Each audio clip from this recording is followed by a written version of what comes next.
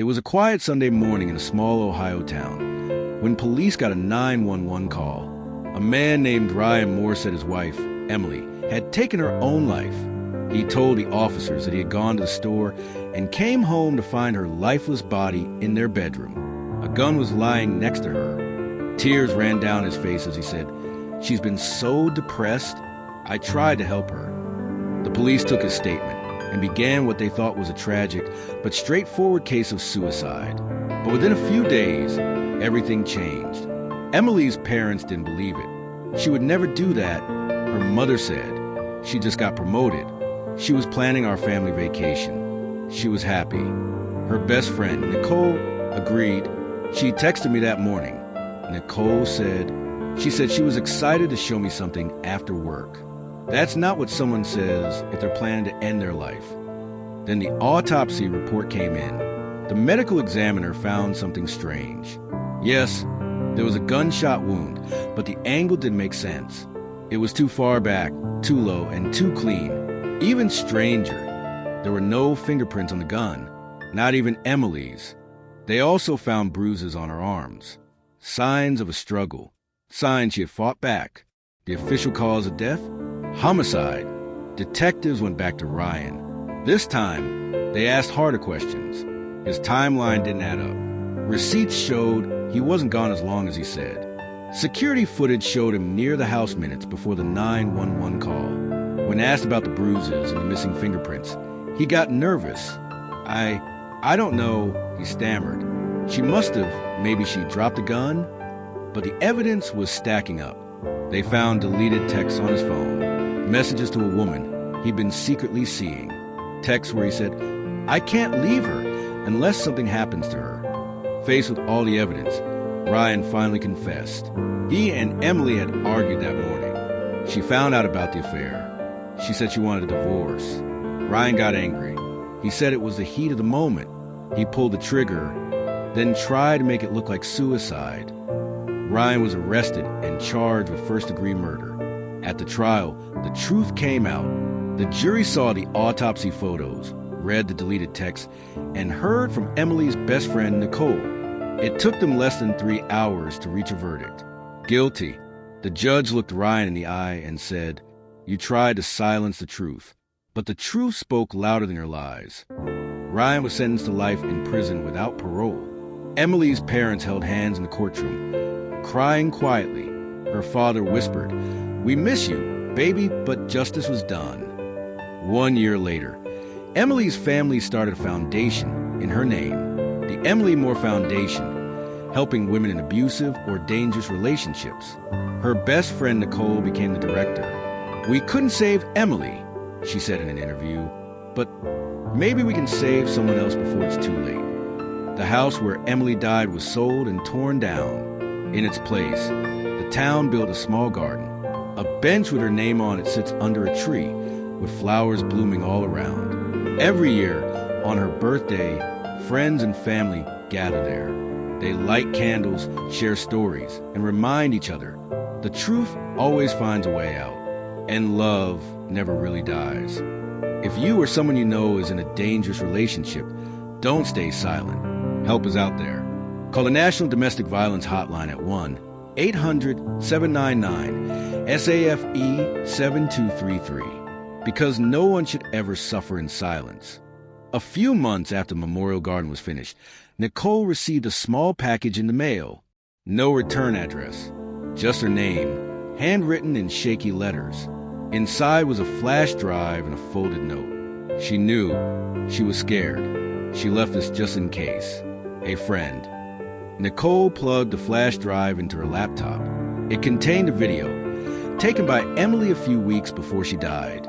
In the video, Emily sits in her car, her eyes red from crying. "If anything happens to me, it wasn't an accident," she says. Ryan's been acting strange, paranoid, controlling. "I found a gun in his nightstand. I asked him about it, and he snapped. I don't know what's going to happen, but please don't let my voice disappear." Nicole sat frozen. Her hands shook as she pressed pause. This video hadn't come up during the investigation. So who had it, and why now? Detective Karen Lyles, the lead investigator on the case, confirmed they had never seen the video. "This changes everything," she said. "If someone else had access to this, who else knew Emily was in danger? And why didn't they come forward sooner?" Nicole started getting messages from someone claiming to be Emily's real friend. Each message gave cryptic clues, mentions of phone calls, secret meetups, even blackmail. Was Ryan working alone? Or was there someone else helping him? Or watching from the shadows? Nicole decided to dig deeper. She reopened Emily's old emails. She went through forgotten voice messages and handwritten notes. And what she found next would change everything again, because one name kept showing up.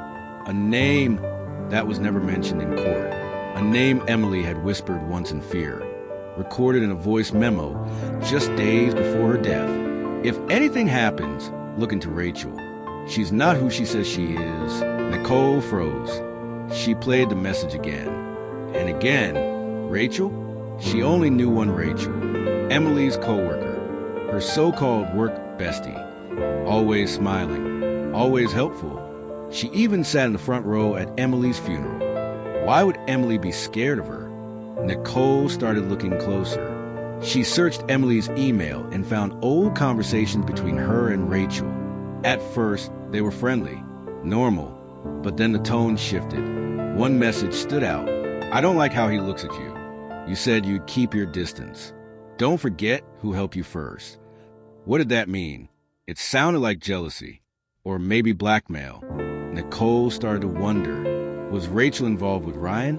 Or did she have her own reason for wanting Emily gone? Nicole took everything to Detective Karen Lyles. Karen nodded slowly. "We questioned Rachel once," she said. "She said she barely knew Ryan. Just saw him when he dropped off lunch sometimes. Nothing suspicious." But Nicole pressed harder. "You need to look again." So Karen did. A security camera at a gas station near Emily's house picked up something chilling. Rachel's car, parked less than 2 blocks away. 20 minutes before Emily's death. She never mentioned that. Not once. Detectives brought Rachel in again. At first, Rachel played innocent. "I was just driving around," she said, her voice tight. "I didn't go to the house. I didn't see Emily that day." But when they showed her the security footage, when they read her the email she sent Emily, her face changed.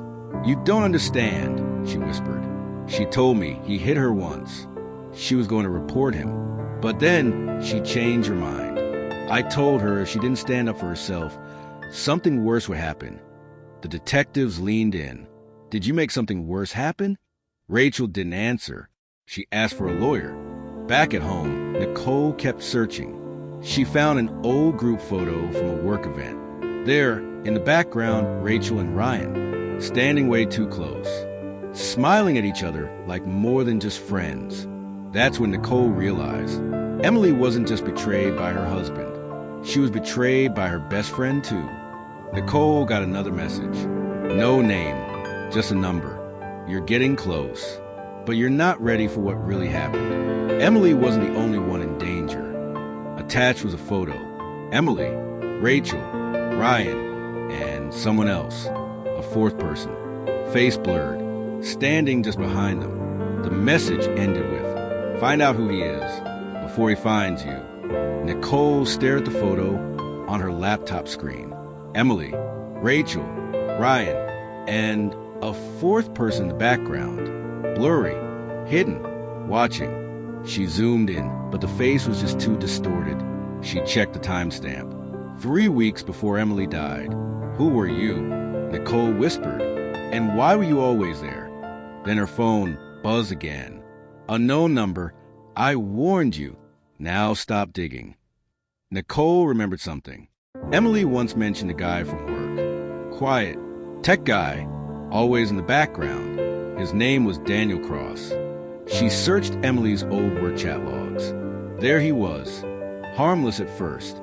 Jokes, tech support, friendly stuff. Then one strange message popped up from Daniel. "You don't know how lucky you are, Emily. Ryan doesn't deserve you." Nicole's stomach dropped. It sounded like more than just an awkward compliment. Nicole called Detective Lyles again. Lyles did a quick background check. Daniel had resigned 2 weeks after Emily died. No forwarding address. His social media accounts? Deleted. Phone? Disconnected. Either he's hiding, Lyles said, or someone made him disappear. Nicole went back through Emily's belongings. Inside a dusty old box, she found a small journal. One entry stood out. Daniel gives me the creeps. He says things like he's watching out for me. But sometimes, I feel like he's really just watching me. Emily had underlined those last 3 words twice. Inside the journal was a taped USB stick. Nicole plugged it into her laptop. There were 2 files. One was a folder of surveillance photos, taken without Emily's knowledge. Shots of her walking her dog, leaving her house, sitting at a cafe. The second file was a voice memo. It was Emily, whispering, "If you're hearing this, it means I was right." It wasn't just Ryan. Rachel, Daniel, they all had secrets. But someone else is behind this. Someone pulling strings. I just don't know who.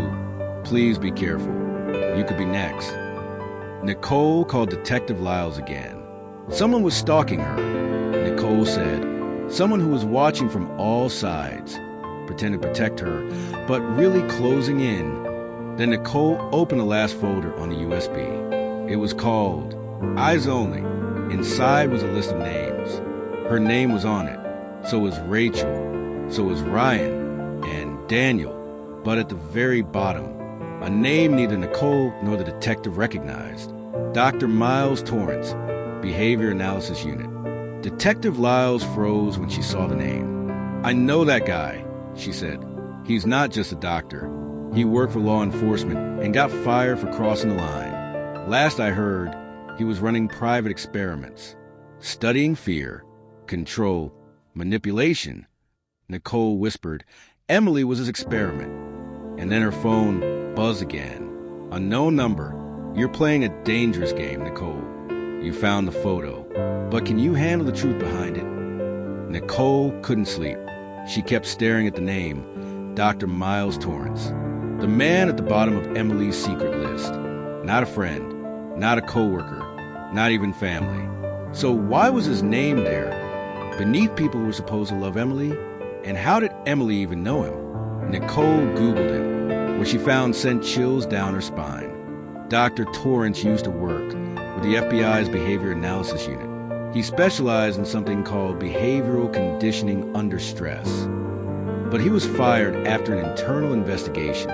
Whispers of unauthorized testing, manipulating relationships, pushing people to their psychological limits. No charges were filed. But several women he observed had later suffered breakdowns or worse. Emily had once told Nicole she'd gone to a private therapist after Ryan's cheating rumor started. Was it him? Nicole passed everything to Detective Lyles. Within hours, they tracked down an office building Torrance had recently leased under a fake name.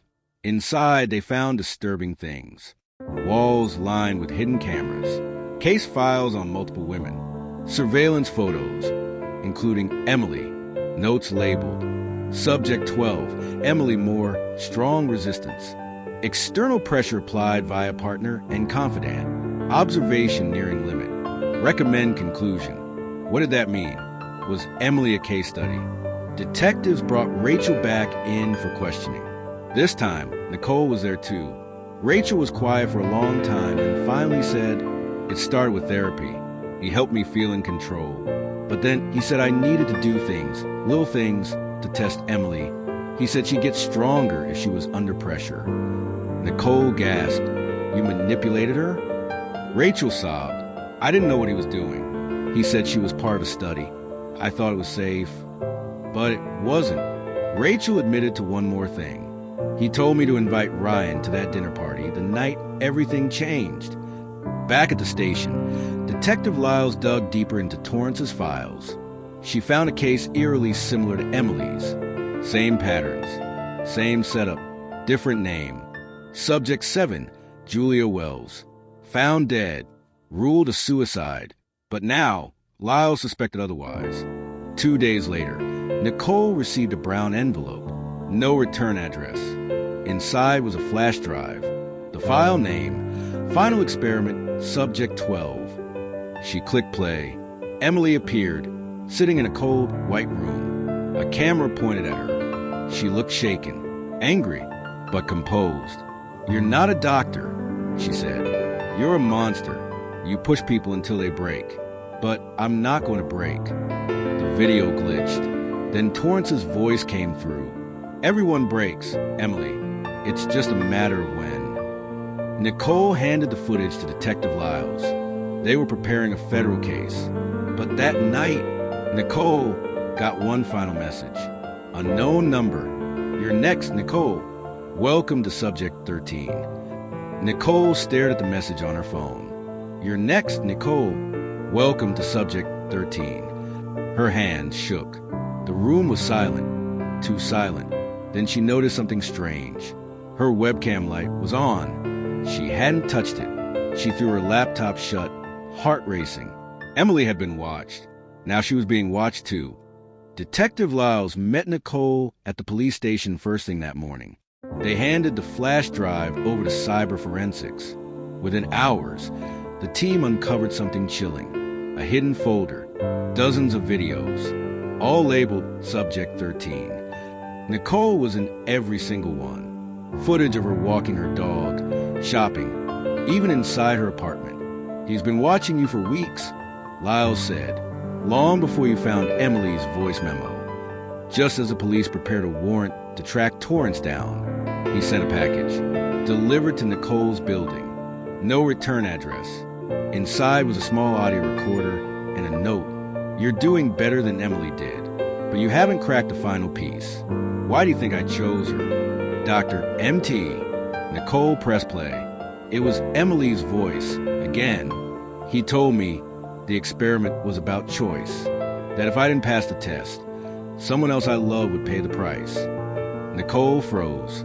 Emily wasn't the only target. Nicole dug back through Emily's old things. Photos, emails, even childhood journals. And then she found it, a summer camp photo.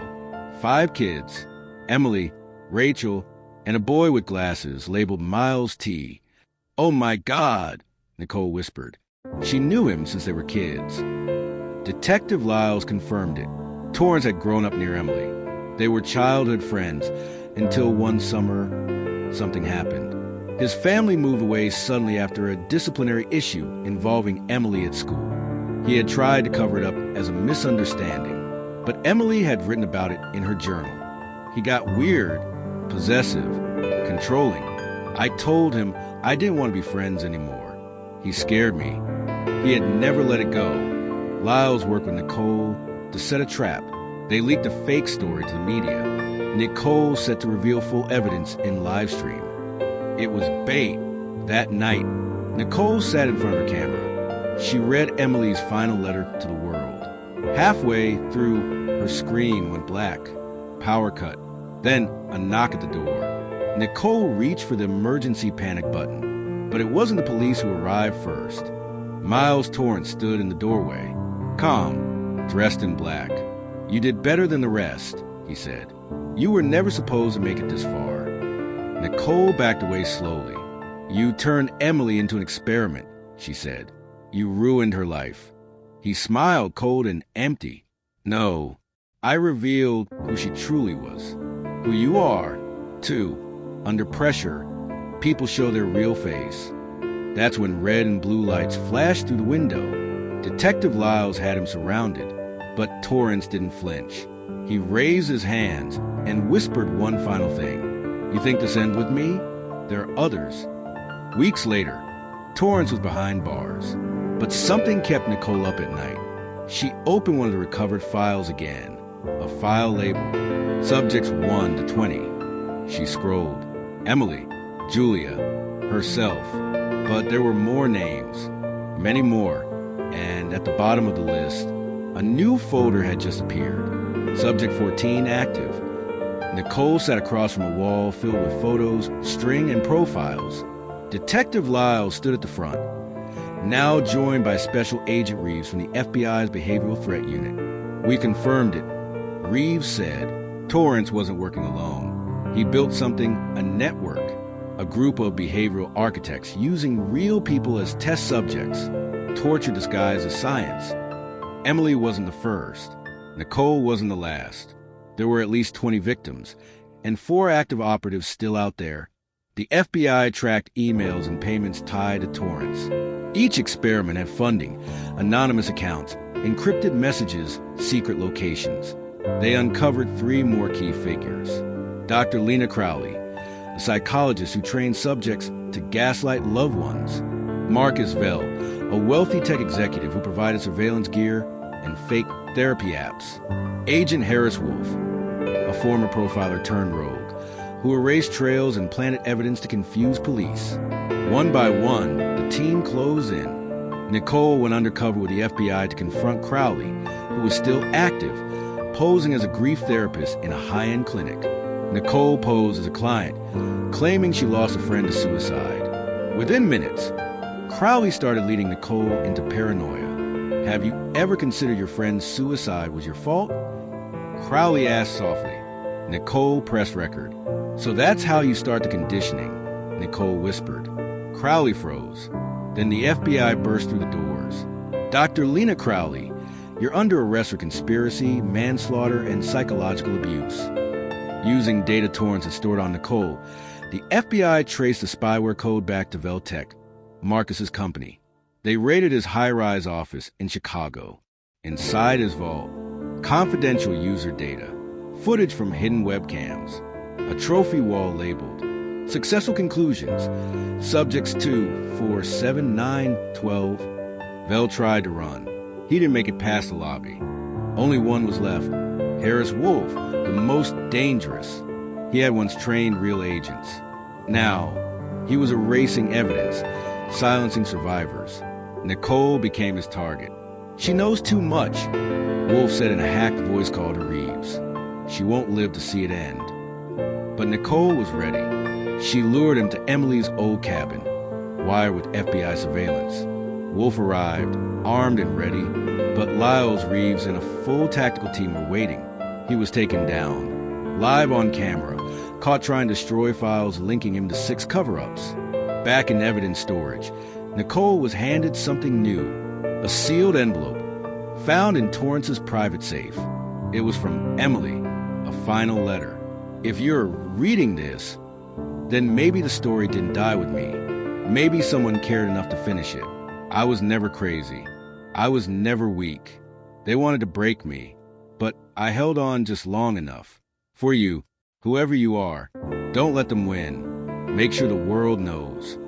Nicole clutched the letter. They didn't win, Emily. We did. Cameras flashed. News outlets across the country tuned in as Detective Lyles, FBI Agent Reeves, and Nicole stepped onto the podium. Behind them, a large screen displayed the faces of every known conspirator. Dr. Miles Torrance, mastermind. Dr. Lena Crowley, psychological manipulator. Marcus Vell, surveillance and tech. Harris Wolf, former agent, evidence destroyer. This, Reeves announced, is the largest known case of psychological exploitation in U.S. history. They called it science. We call it murder. A hush fell over the room as Nicole stepped forward. Emily Moore was my best friend. They pushed her, watched her suffer, and called an experiment. But we're here to say she mattered. They all did. Within weeks, trials began across multiple states. Miles Torrance faced 18 counts of involuntary manslaughter, conspiracy, and unlawful human experimentation. Crowley, Vell, and Wolf were tried for their direct roles in enabling, funding, or covering up abuse. Survivors came forward. Families of victims finally spoke. The courtroom was packed every day. Nicole testified for hours. The subject files are presented as evidence, videos, audio recordings, emails. Torrance tried to remain composed. But when shown Emily's final video, the one where she refused to break, he lowered his eyes. I never wanted her dead, he whispered, but the jury didn't believe him. Dr. Miles Torrance was sentenced to life in federal prison without parole. Crowley, Vell, and Wolf each received 25 to 40 years, with no chance of early release. The courtroom erupted in applause. Nicole sat in the back row, gripping the edge of Emily's letter. Justice had been slow, but it had come. Months later, Nicole returned to Shadow Ridge, the small town where it all began. She stood by Emily's gravestone, fresh flowers in hand. "You didn't die in vain," she whispered. "Your voice, your story, helped change everything." As she left, her phone buzzed. It was an email from a university. Subject line: "Invitation to speak Ethics in Modern Psychology." Nicole smiled. Nicole walks along a quiet lakeside trail. No cameras, no threats, just calm. She pauses, breathes in the fresh air, and for the first time in a long time, she feels safe. "It's over," she says softly, "and the world finally knows the truth."